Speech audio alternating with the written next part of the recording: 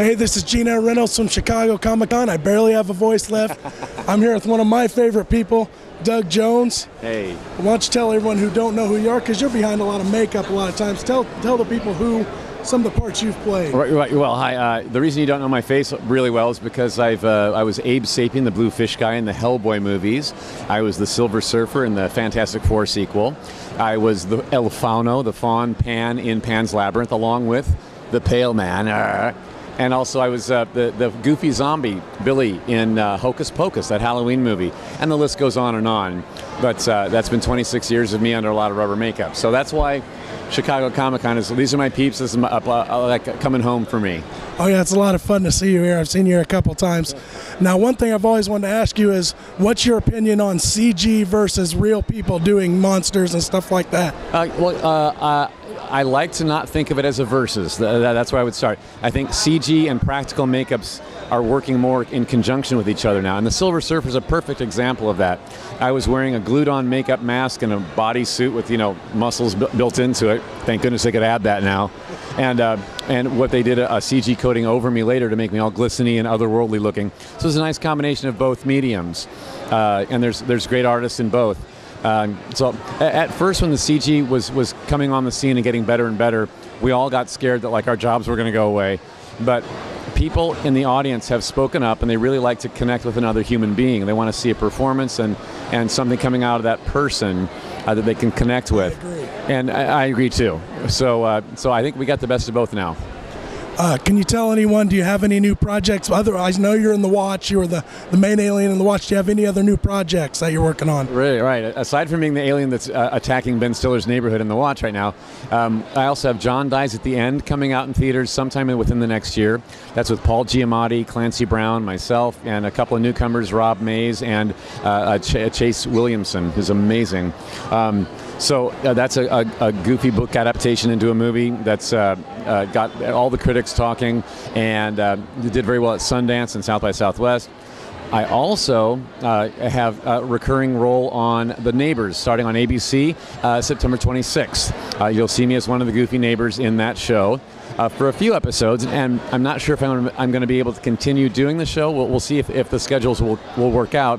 But I've also just been added to the series regular cast for season 3 of Falling Skies on TNT. I can't tell you what I'm doing on that yet, but or what I'm playing, but it's going to be quite exciting and delicious. Is there little nervous here, people?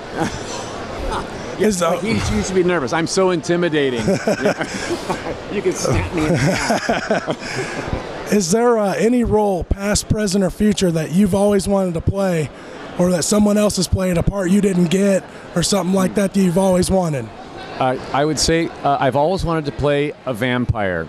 Now, not a glistening, sparkly one that's really pretty that all the girls scream about. Those aren't vampires. Well, right, there's a contention about that, sure.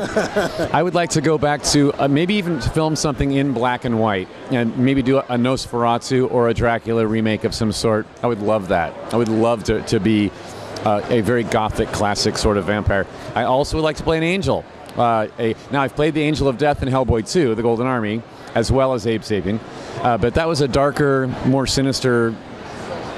It was beautiful, but it was also something. It was incredible, is what it was. Yeah, a little bit of nurturing, a little bit of death, involved. So, I would like to play a white-winged, benevolent angel that brings healing and peace to people. That's what I would like.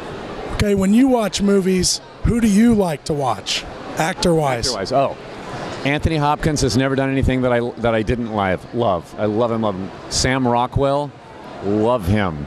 And in the younger set, maybe James Franco. Love watching all them.